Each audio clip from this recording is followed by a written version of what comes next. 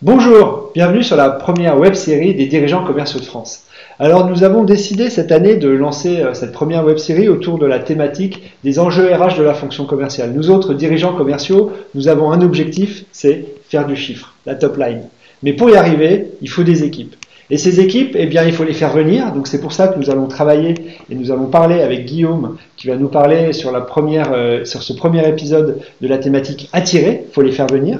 Nous aurons un deuxième épisode qui sera sur la partie motivation, comment faire de nos équipes commerciales des gens motivés et impliqués. Et puis bien évidemment, il faut ensuite les fidéliser. Et ça sera la thématique de notre troisième épisode qui aura lieu dans 2 mois. Donc bienvenue Guillaume, aujourd'hui nous t'accueillons. Guillaume, merci. Tu es directeur commercial et marketing de Actual Talent. Tu peux peut-être, moi je te connais, on se connaît depuis très longtemps. Est-ce que tu peux nous parler de toi, ta carrière et puis globalement sur la carrière, on va faire rapide pour le coup. Ça marche. Bon, en tout cas, bienvenue et bonjour à tous. Je suis ravi effectivement d'ouvrir cette première web-série dédiée aux enjeux RH de la fonction commerciale. Donc effectivement, directeur commercial et marketing d'Actual Talent, qui regroupe en fait l'ensemble des solutions de talent acquisition du groupe Actual. Groupe Actual étant le 5e intervenant français aujourd'hui dans le domaine de l'emploi et des compétences, et avec effectivement une diversité d'activités. Je vous ai repris juste en bullet points, en tout cas, les activités principales d'Actual Talent. On est lié à la thématique du jour, acquisition de talent, on en parlait. Donc effectivement, du talent acquisition, c'est ce qui fédère l'essentiel de nos activités aujourd'hui, avec des activités que vous connaissez pour la plupart, qu'on va plutôt qualifier d'approche directe, d'aller chasser directement avec des équipes spécialistes et bien des talents dans des marchés particulièrement concurrencés pour aller dénicher les pépites, ni plus ni moins, avec des solutions aussi d'intérim spécialisées pour répondre à des besoins beaucoup plus flexibles et go-to-market en tout cas sur certains métiers, et puis des solutions un peu plus sur mesure comme l'assessment ou le RPO, où on va là travailler plutôt par des dimensions collectives, très centrées pour l'assessment sur l'évaluation des soft skills, on y reviendra, un sujet clé, et où le RPO qui est une activité qui se développe de plus en plus chez nous, qui vise à mettre à disposition des entreprises des services de recrutement externalisés qui sont 100% dédiés aux clients et qui vont bien souvent venir compenser parfois des manques dans l'organisation avec beaucoup de flexibilité et ou accompagner des projets de développement importants. Et puis, je vais pas développer bien sûr l'executive search qui parlera à chacun, tout comme le management de transition. Voilà, vraiment un panel rapide en tout cas des solutions qu'on développe chez Actual Talent. Donc une approche globale de l'emploi. Global de l'emploi, évidemment, groupe Actual par ailleurs, avec toute la partie intérim en général et recrutement, donc effectivement solution globale. Et on a aussi toutes les activités de conseil aussi. Voilà, bouclé. Ok. Guillaume, lorsqu'on a décidé de renouveler ce partenariat, qui existe depuis très longtemps, puisque à travers le groupe CCLD, vous êtes partenaire historique avec maintenant dans la belle maison actuelle, on a décidé de renouveler ce partenariat. On s'est dit, ok, on continue, mais qu'est-ce qu'on va faire de nouveau ? On est dans un contexte particulier, on a traversé le Covid, la période flambée où la période de l'emploi a marché, là on est en 2022, 2023, là ça s'est un peu resserré, on s'est dit qu'est-ce qu'on peut faire de plus, qu'est-ce qu'on peut faire de nouveau qui va répondre aux nouveaux enjeux et aux enjeux notamment d'attractivité, puisqu'on a un vrai sujet d'attractivité à la fonction commerciale et la fonction qui recrute le plus, en tout cas qui a le plus de postes ouverts, ou presque juste derrière les fonctions digitales. Donc on s'est dit qu'est-ce qu'on va faire de plus, et là tu nous as parlé d'un sujet et on s'est dit mais là faut qu'on y aille, et c'est le moment. C'est le moment. Alors, on est ravis, oui, c'est vrai, tu le disais, ça fait, on le marquait, plus d'une quinzaine d'années, je pense qu'on est partenaire, alors avant avec CCLD, aujourd'hui avec Actual, partenaire des DCF, qui forcément est une fonction qui nous est chère. Alors déjà, on est dans les fonctions commerciales. Et effectivement, depuis des années, on travaille ensemble à la valorisation, à l'attractivité des fonctions commerciales. Et ça fait quelques temps, avec Jean, déjà à l'époque, on disait comment est-ce qu'on peut faire vivre quelque chose sur l'emploi et les DCF. Et on s'est lancé, ça y est, c'est fait. On a lancé ensemble DCF Job et on est très content de pouvoir mettre ce nouvel outil à disposition de l'ensemble des membres DCF, qui est ni plus ni moins un site emploi dédié au DCF pour permettre à l'ensemble des membres de pouvoir publier leurs offres d'emploi dans un espace privilégié, gracieusement, et merci pour ça en tout cas, parce que je crois que c'est un service particulièrement attendu pour l'ensemble des membres. Et puis on vous laissera le découvrir. Alors, je sais que certains l'auront peut-être déjà découvert d'ici là, mais avec aussi une CVTech et des possibilités à pouvoir aller chercher des candidats. Donc c'était aussi un moyen d'être beaucoup plus acteur dans notre partenariat. Pas être juste là comme un logo et un partenaire qui apparaît de temps en temps, mais être particulièrement actif dans les outils qu'on peut mettre à disposition des membres. Donc toujours apporter plus de valeur à nos membres. Oui. Et puis bien évidemment, et donc ça veut dire que pour y aller à partir dès maintenant, hein, d'ailleurs on l'a ouvert en début d'été. Exactement.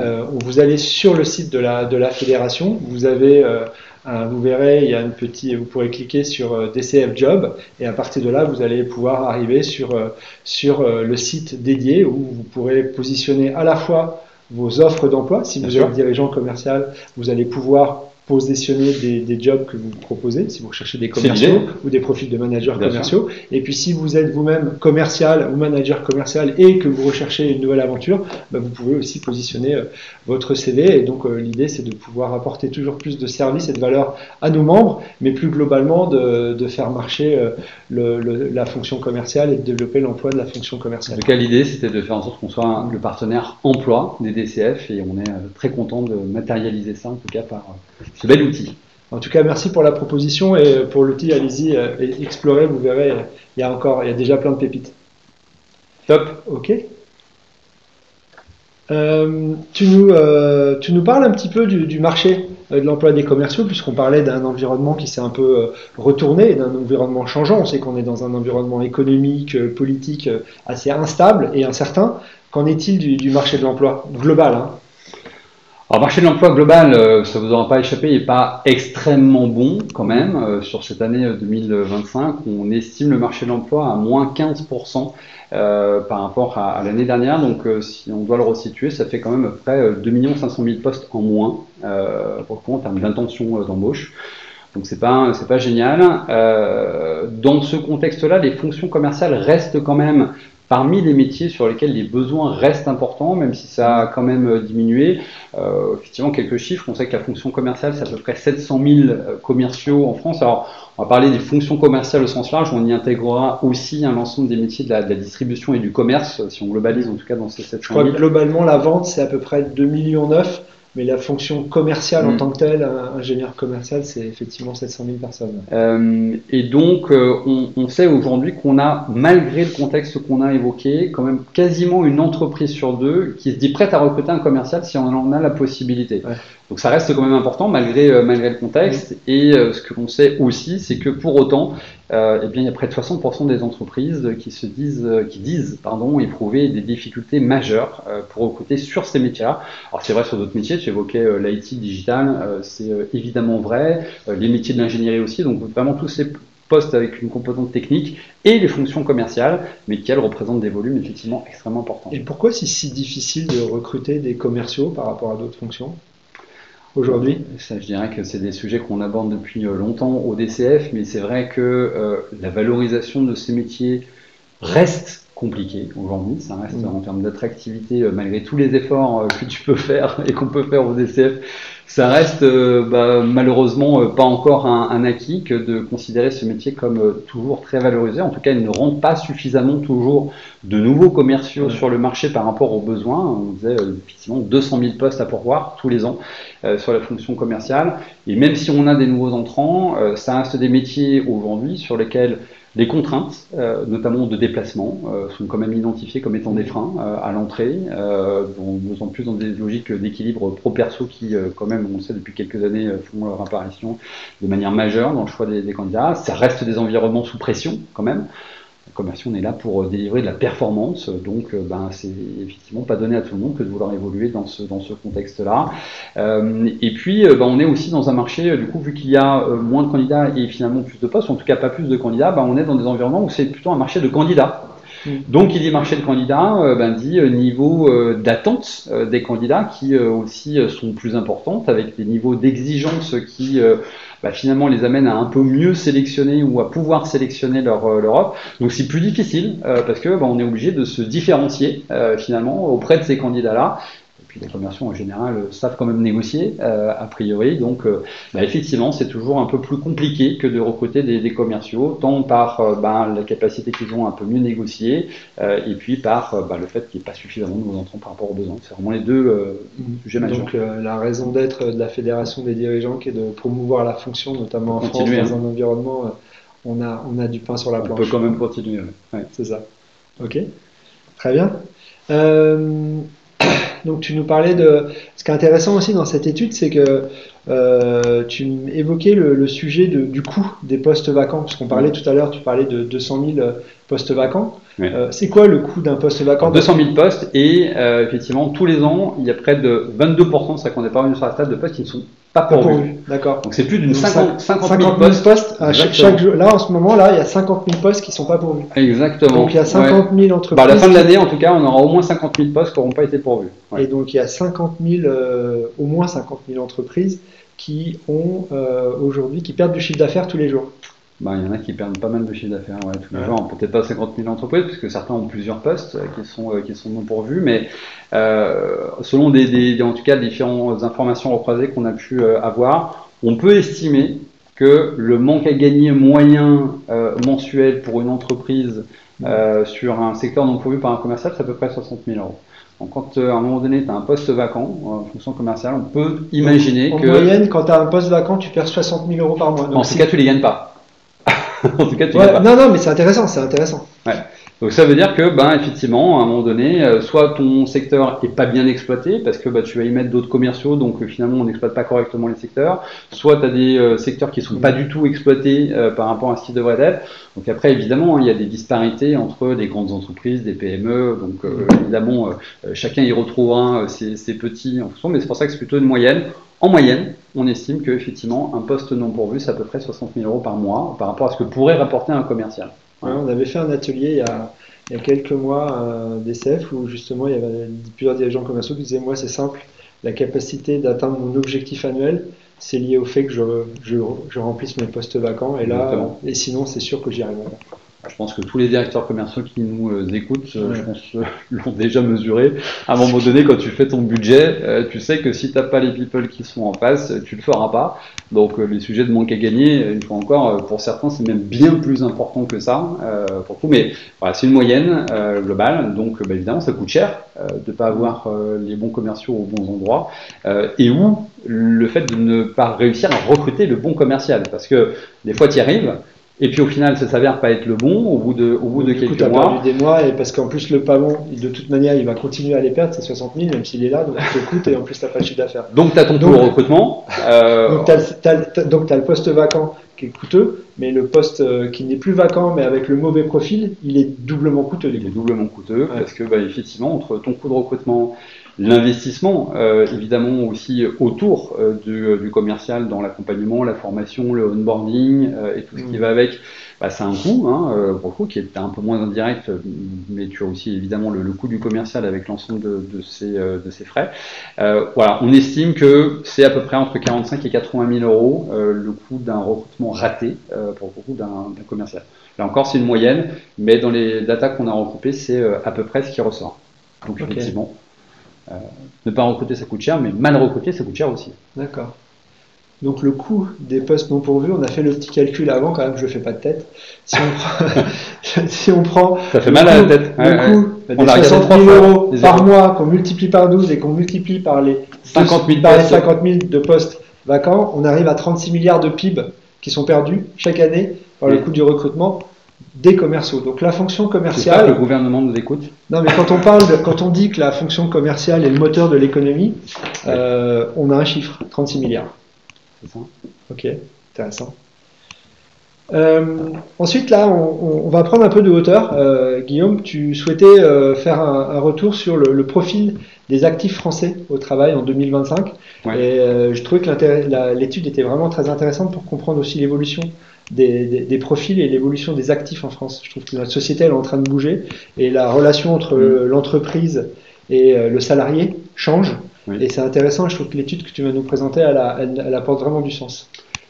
Vous voyez, on a voulu volontairement dézoomer finalement un tout petit peu du côté exclusivement commercial pour pouvoir après revenir, parce que c'est intéressant de se dire, ok, quand on regarde on cherche des commerciaux, on va souvent aller dire, bon, ben, évidemment, il faut travailler notre P-plan, notre marque employeur, et oui, on va le voir, c'est des choses importantes, mais on voulait aussi vous apporter une photo qui est un petit peu plus large sur le rapport des Français au travail, qui est une étude qui a été menée par le groupe Actuel auprès de 300 000 actifs, et qui est assez éclairante finalement, parce que ça amène en fait à regarder finalement les Français et dans leur rapport au travail. Et donc ce rapport au travail déjà se distingue, là vous le voyez sur deux axes différents en termes d'employabilité, c'est comment les Français considèrent déjà leur zone d'employabilité et en fonction de ça, la confiance qu'ils ont sur le marché du travail. Donc vous avez effectivement l'employabilité et la confiance. Ce qu'on peut voir assez rapidement, c'est qu'il y a 4 blocs, d'accord, avec deux extrêmes. Des avant-gardistes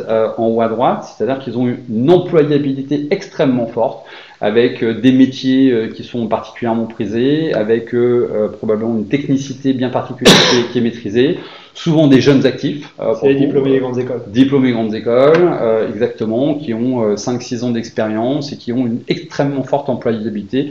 Leur confiance sur le marché du travail est extrêmement élevée et on les appelle les avant-gardistes parce que malgré tout, ceux-ci, ils ne souhaitent pas forcément répondre au code de l'entreprise. C'est-à-dire que le rêve aujourd'hui de ces avant-gardistes, c'est de monter leur boîte, c'est de sortir finalement du prisme de l'entreprise, d'être indépendant et finalement de s'affranchir un petit peu de l'ensemble des contraintes de l'entreprise. C'est intéressant ça. Ce que tu es en train de nous dire, c'est que les jeunes qui sortent des grandes écoles, ils veulent plus rentrer dans les grands groupes, ils veulent créer leur boîte. Ils veulent monter leur start-up. Je pense qu'on aura tous quelques exemples en tête quand on échange avec nos jeunes. Je ne dis pas que c'est tous, pour le coup, parce que ça reste évidemment une frange. Mais oui, en effet, le prisme aujourd'hui de plus en plus fort de ceux qui sont forts en termes d'employabilité, ce n'est plus le monde de l'entreprise. De moins en moins, en tout cas. Et vous allez le voir, c'est intéressant, on voit que ces populations ont plutôt tendance à grandir et à grossir. Donc l'entrepreneuriat de l'avenir. L'entrepreneuriat de l'avenir. Nous avons en autre extrême effectivement les décrocheurs. Alors à l'inverse, effectivement, c'est des personnes qui sont plutôt éloignées de l'emploi, qui ont des vraies difficultés en termes de compétences, qui nécessitent souvent de reskiller, comme on dit, pour les ramener à l'emploi. Eux, évidemment, leur confiance sur le marché de l'emploi est extrêmement faible. D'ailleurs, c'est même des personnes qui s'excluent, qui s'auto-excluent du marché de l'emploi, de plus en plus, parce qu'ils savent que leur niveau d'employabilité ne les amène pas à pouvoir être retenus. Et là, on a, c'est vrai qu'on les appelle des décrocheurs, c'est-à-dire des personnes qui n'osent même plus aller sur le marché de l'emploi.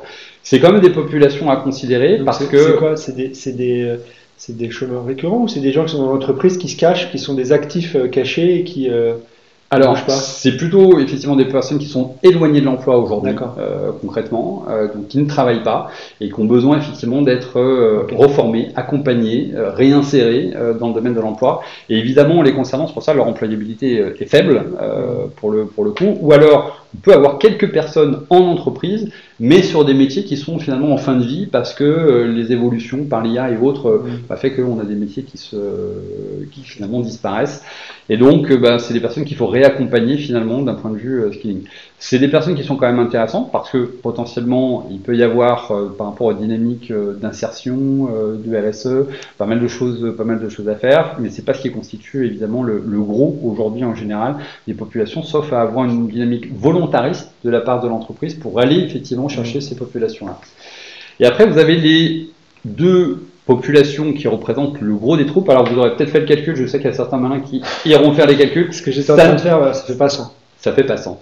Ça fait pas 100 parce que on a regroupé les grands ensembles et puis vous avez finalement dans chaque partie des fois des petites parcelles qui font 2%, 3% par-ci par-là. Exactement, et que vous retrouverez un peu de partout. Donc là vous avez plutôt les 4 grandes populations. Et donc vous avez ce qu'on appelle les optimistes stables et les pessimistes stables. Ce qui est important, c'est que ces deux populations ont un niveau de compétence et d'employabilité qui est strictement identique. D'accord. Donc, aujourd'hui, que vous recrutiez, si on schématise, un optimiste stable ou un pessimiste stable, a fortiori, vous avez un niveau d'employabilité qui est le même, un niveau de performance dans l'entreprise qui est le même. Ce qui est intéressant, en revanche, c'est d'observer qu'ils ont une perception et une confiance vis-à-vis de leurs compétences qui n'est pas la même. Certains vont le voir de manière très positive et d'autres, et bien finalement, vont être beaucoup plus en réserve pour le coup vis-à-vis de ce sujet-là.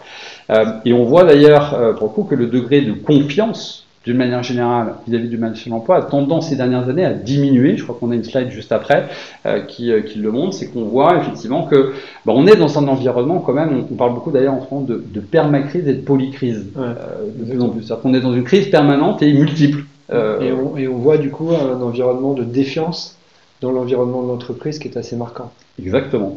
Avec effectivement souvent un questionnement sur la capacité de l'entreprise à répondre à ces différents enjeux. Donc la confiance a tendance à diminuer et donc finalement ce que l'on voit juste après, c'est que justement on a plutôt des populations qui ont tendance à monter, notamment chez les pessimistes stables. On a de plus en plus de pessimistes stables pour le coup dans leur regard à l'emploi qui évolue sur le marché. Là, c'est le pessimisme qu'ils ont eux-mêmes, mais est-ce que du coup, ça sous-entend que ces gens-là, les pessimistes stables, sont des gens qui sont aussi pessimistes et qui ont aussi une défiance vis-à-vis de l'entreprise, et donc un positionnement, un niveau de motivation et aussi un niveau de fidélisation par rapport à l'entreprise qui est moindre, et un niveau d'engagement vis-à-vis de l'entreprise qui est moindre. Alors j'ai envie de te dire, c'est même tout l'inverse. C'est-à-dire que les pessimistes sont justement, a priori, ceux qui ont plutôt vocation à se réfugier dans l'entreprise, ou en tout cas à rechercher dans l'entreprise. Ils n'ont pas confiance en eux, donc ce sont des gens qui sont cachés dans l'entreprise. On va peut-être pas dire cachés, mais en tout cas qui ont moins confiance en l'avenir, ont moins confiance en leur capacité à agir sur l'avenir. Et qui du coup vont avoir des profils plus stables. C'est pour ça qu'on parle de pessimistes. Ces gens-là, c'est pas des gens qui sont ouverts au changement, qui sont ouverts au recrutement, qui sont ouverts à changer de job. Eh bien exactement. Souvent, c'est des personnes qu'on voit beaucoup moins en fait dans les process de recrutement. Et d'ailleurs, ce qui est intéressant, on le voit juste après, c'est qu'on voit que ce sont des personnes qui ont des comportements extrêmement différents vis-à-vis de vos entreprises dans leur relation à l'emploi. Vous voyez là, finalement, si on prend leurs actes dans leur capacité à agir, interagir avec des employeurs ou effectivement utiliser des sites emploi ou passer des posts sur LinkedIn, on voit qu'il y a une différence majeure pour le coup, entre les pessimistes stables et les optimistes. Alors, on voit les avant-gardistes, c'est intéressant. On voit que c'est des personnes qui sont très actives en termes de communication. On les voit beaucoup sur LinkedIn. Par contre, très peu dans des dynamiques effectivement d'utilisation des sites emploi, de la relation au recruteur. C'est effectivement des choses qui les intéressent pas. Voilà, ils suivent un petit peu leur route et ils développent plutôt leur personal branding et puis leur capacité à mener leur barque. En revanche, on voit pour finalement un niveau d'employabilité, j'ai envie de dire équivalent, des comportements qui sont très différents entre ceux qui voient finalement qui ont une vision plutôt positive du marché de l'emploi et de leur capacité à agir. Je crois que c'est surtout ça qui est vraiment différent, c'est que les personnes optimistes croient, on appelle ça la notion d'agentivité, c'est-à-dire la capacité à considérer qu'ils sont maîtres de leur existence et de leur capacité à agir véritablement favorablement sur notamment leur employabilité.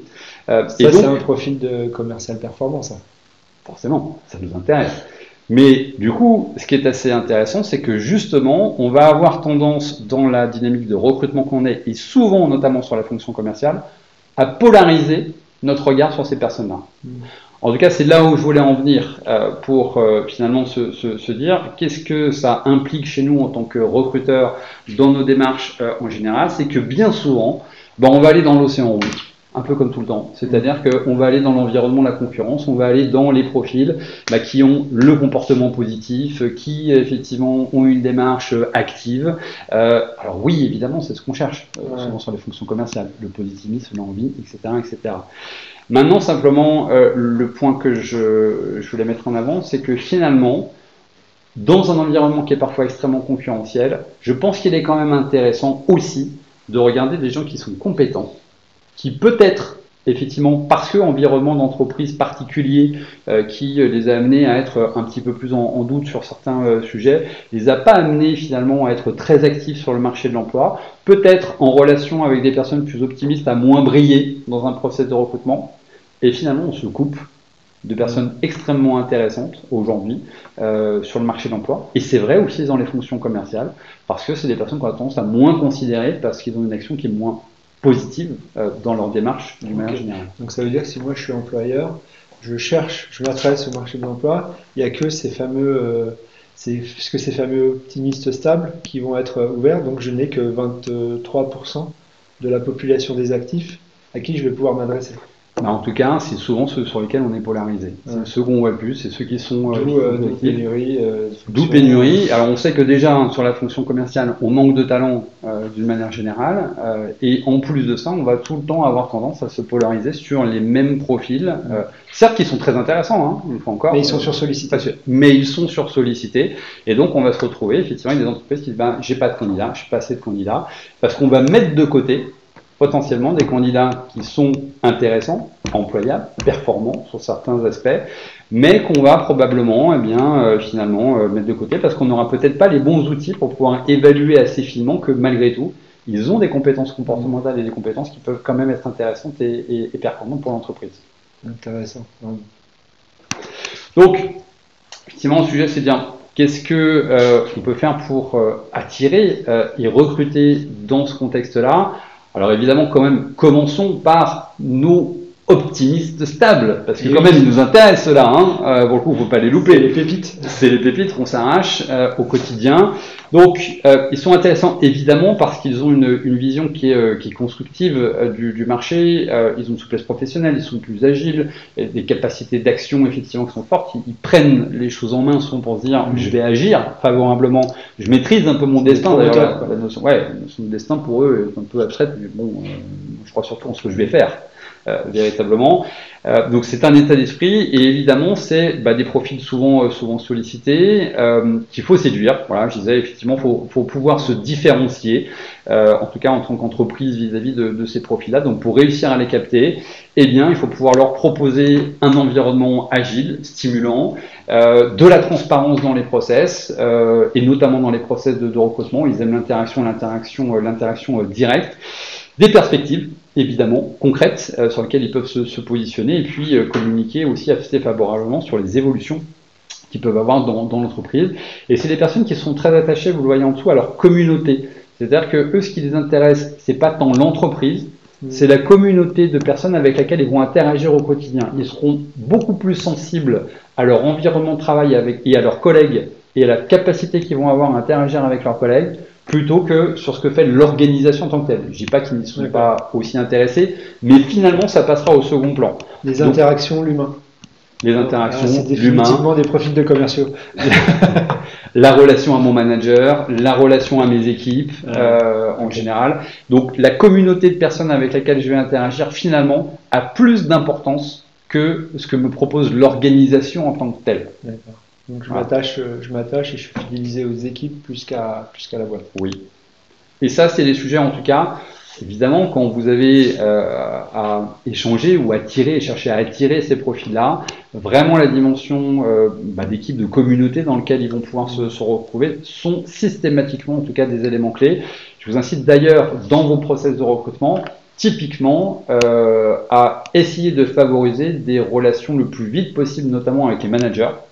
Avec le N+1. La dimension managériale, du coup, elle est essentielle. Ils choisissent un manager. Donc pour attirer, il faut avoir une culture managériale forte. Clairement. Marquante. Clairement. Donc là, il y a une dynamique d'alignement entre le management opérationnel et les RH qui est extrêmement fort. On sait qu'on a un certain nombre de process qui visent à faire en sorte que les RH interviennent en premier.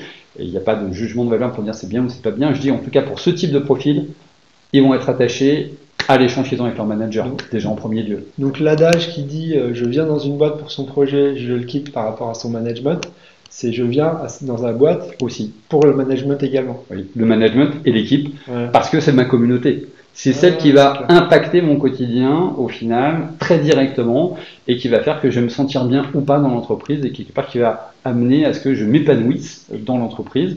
Une fois encore, je suis optimiste. Donc, si jamais ça ne me convient pas, j'ai toute confiance sur ma capacité à trouver autre chose.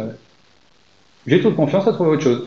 Donc, je suis exigeant vis-à-vis de l'environnement qui est celui qui est autour de moi et donc je vais chercher véritablement à baliser cet environnement qui est celui dans lequel je vais travailler. Voilà, ça c'est l'élément clé si vous voulez capter en tout cas les optimistes stables et en effet, souvent c'est des profils commerciaux qui nous intéressent évidemment, souvent en premier lieu pour le coup, mais forcément qui est aussi ce qu'on disait, océan rouge, c'est là où vous aurez évidemment des candidats qui ont 2, 3, 4, 5 propositions parfois.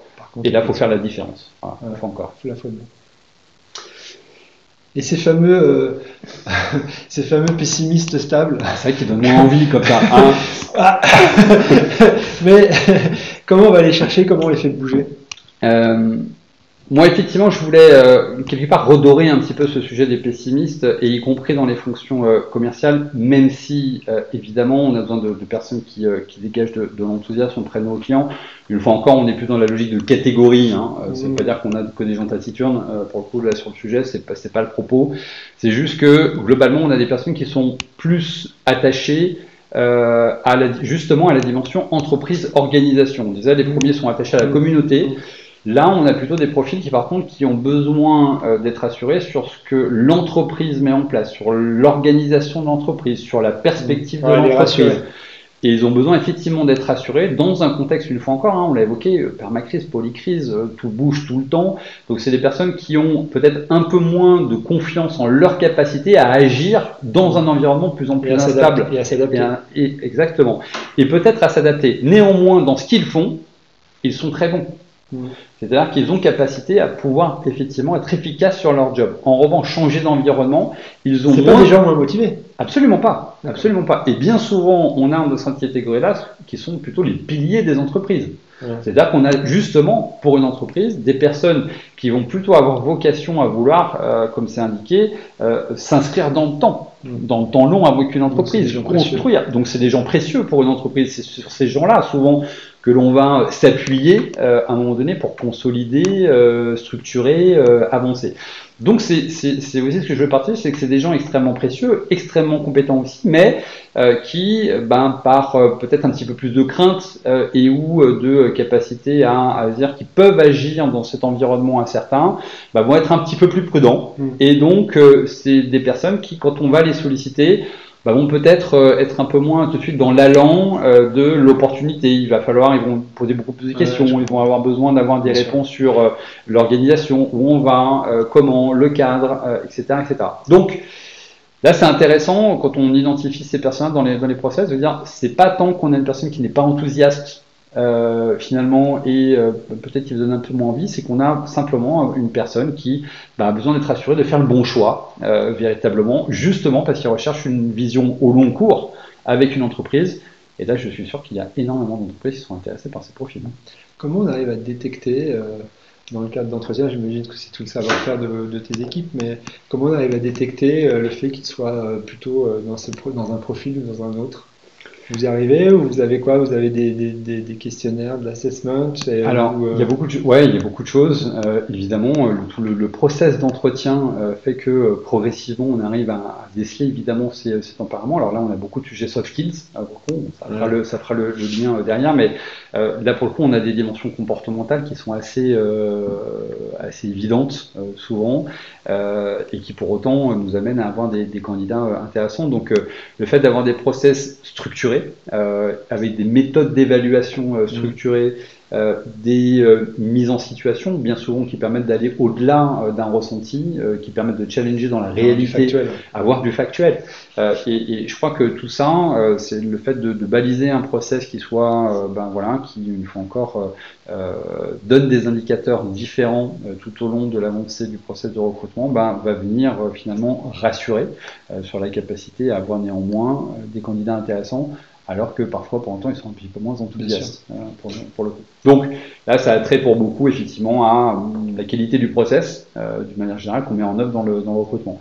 Si on n'est pas très structuré dans le process, on passe à côté de ces candidats. Ouais, c'est clair. Ok. Soft skills, on l'évoquait juste avant. Si tu parlais de la transition. On sait aujourd'hui qu'on a 90% des échecs de recrutement sont majoritairement liés à un problème d'évaluation des soft skills.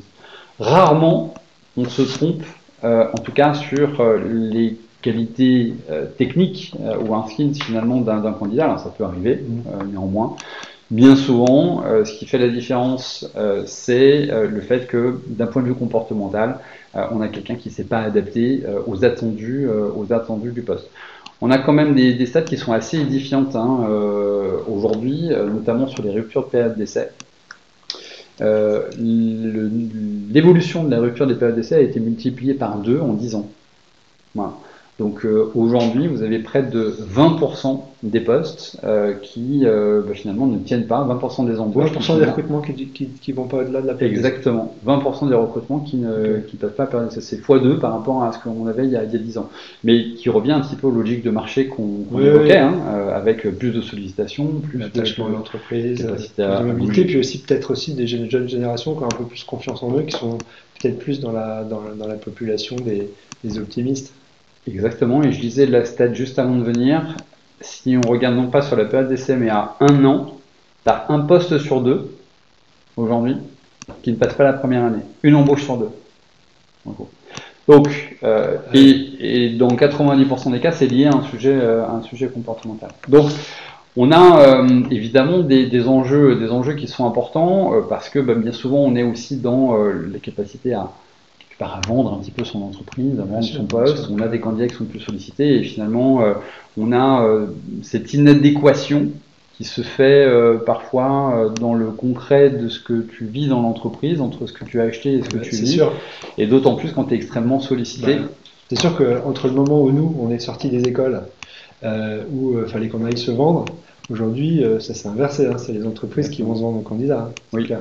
Et quand ils ne retrouvent pas finalement dans les premiers mois finalement de vie dans l'entreprise ce qu'ils sont venus chercher, notamment pour nos fameux optimistes stables, ils vont avoir tendance effectivement à partir. Le pessimiste stable aura probablement un peu plus de stabilité pour malgré tout chercher à réussir parce qu'il recherche du long terme. Donc on aura peut-être moins de notion de risque effectivement avec ces populations-là, notamment dans les phases d'intégration.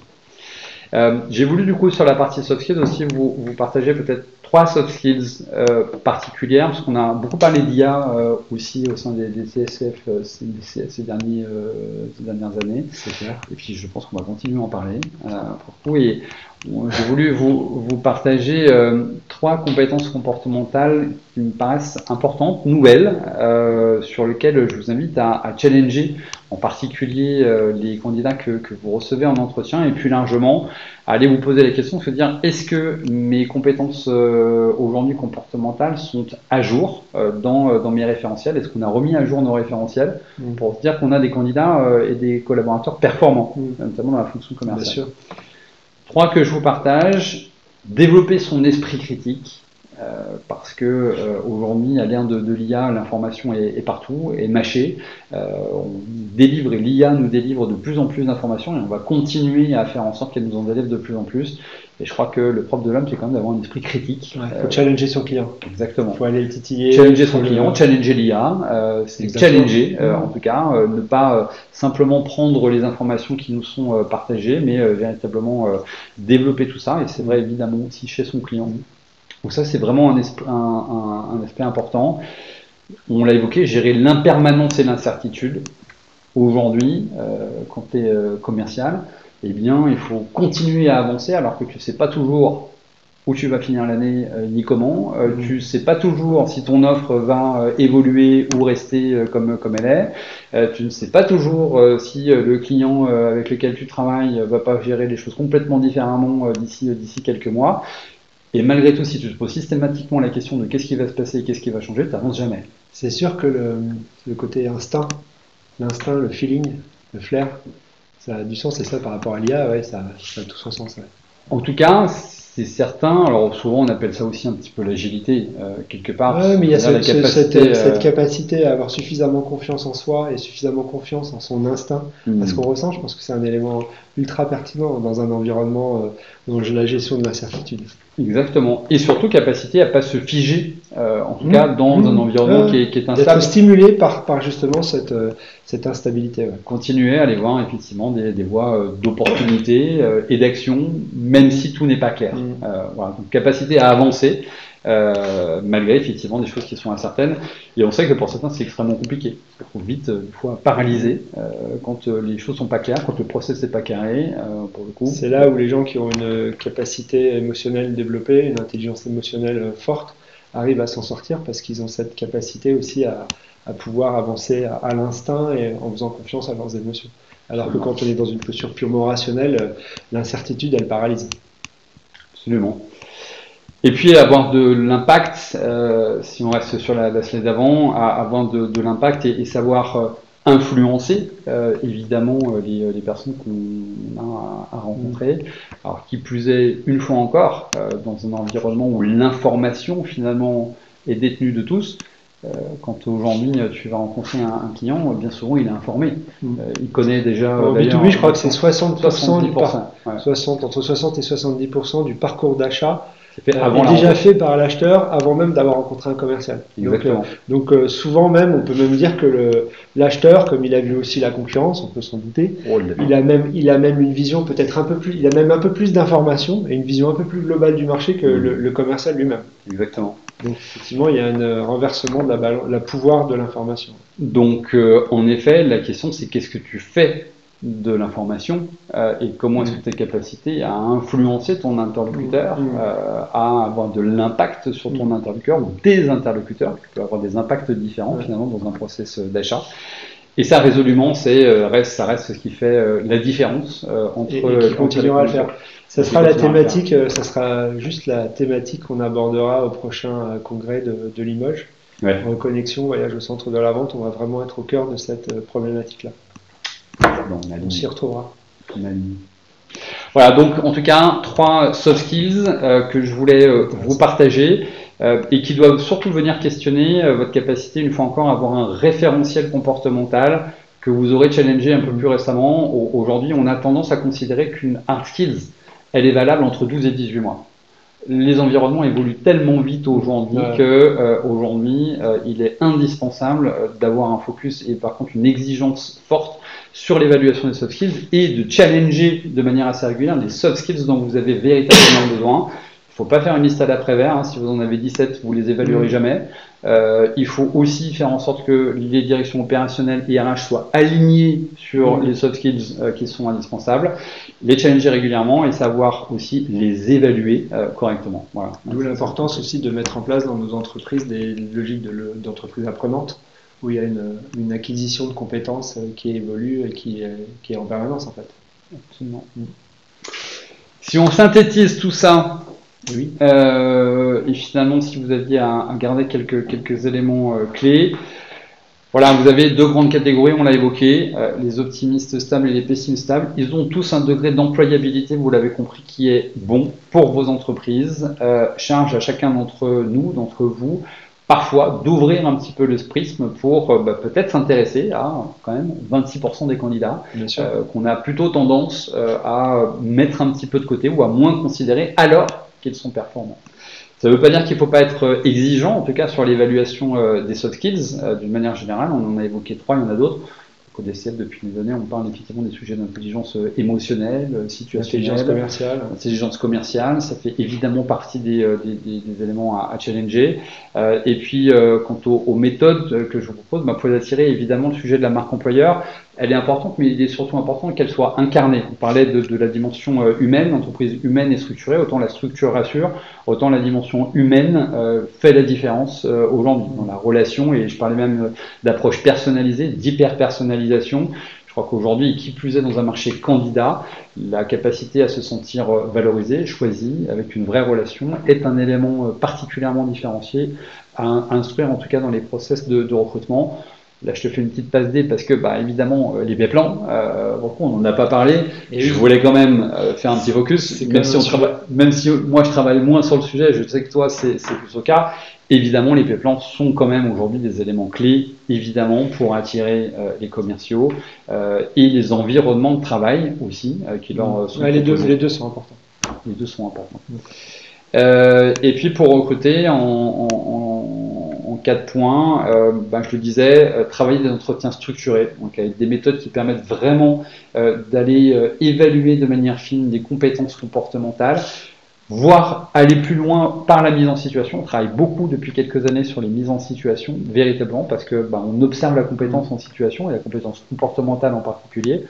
Quand on l'observe, en général, on sait qu'elle est là. Alors que quand on est sur du déclaratif, c'est pas toujours sûr, il faut le vérifier. On peut essayer, mais bon. On peut essayer. Bon, donc favoriser les mises en situation, et là aussi ça se travaille, basé sur vos référentiels.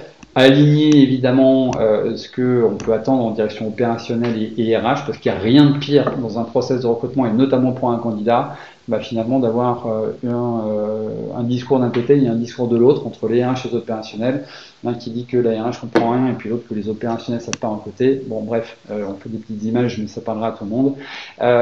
Et puis de savoir diversifier son sourcing, donc capacité à évidemment chercher des candidats. On peut avoir des moyens évidemment qui soient particulièrement distincts quand on a vraiment des personnes très spécifiques. C'est sûr qu'il ne faut pas se dire, et notamment sur les optimistes stables, vous l'avez compris, n'attendez absolument pas qu'ils répondent à des offres d'emploi. Ou peu. Ou en tout cas, s'ils le font, et parce qu'ils auront quand même des interactions, ils le feront en étant beaucoup plus sollicités, d'une manière générale, par le marché. Donc là, on sait qu'il faut davantage aller vers eux. C'est vrai aussi pour ceux qui sont moins visibles du marché de l'emploi. Et puis avec des approches qu'on a évoquées qui peuvent être différenciées en fonction de ces profils. Ok, intéressant. Merci Guillaume. Merci à toi. Bon, écoute, c'était super intéressant. Premier épisode, c'est toi qui as essuyé les plâtres. Merci à tous. On a ouvert. Merci à tous d'avoir nous avoir suivis. Donc c'était le premier épisode de la web série sur les enjeux de la fonction RH des dirigeants commerciaux de France. On se retrouve pour le second épisode qui sera la partie une fois qu'on a attiré, faut motiver. Donc là, notre partenaire Edenred nous expliquera comment mettre en place des logiques d'incentive dynamiques et motivants pour les équipes. Et puis ensuite, on se retrouvera sur le troisième épisode avec notre partenaire Malakoff Humanis qui nous parlera de fidélisation et notamment de comment mettre en place des vraies logiques de partage de la valeur. Et on finira en beauté, tous ensemble, cette web série par une intervention lors du CIDE le 6 novembre, où on aura une table ronde finale, où on se retrouvera et on parlera et on clôturera cette saison des enjeux RH de la fonction commerciale. Merci à tous, à ceux qui n'ont pas mangé, bon appétit et à très vite. Au revoir. Merci, au revoir, à bientôt.